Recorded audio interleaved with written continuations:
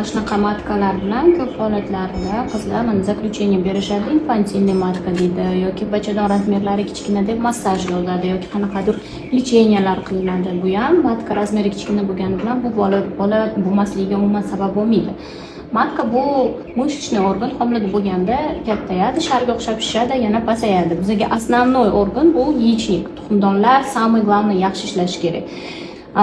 Tuxumdonda основной ovulyatsiya bo'ladi, gormonlar tuxumdondan ishlab chiqaradi. Matka faqat shu bolani ushlab beradigan organ hisoblanadi. Shuning uchun matkaga massaj olib, bachadonni kattaytiruvchi ukollar umuman bo'lmaydi. Bunaqa holatda biz основной tuxumdonga qaraymiz.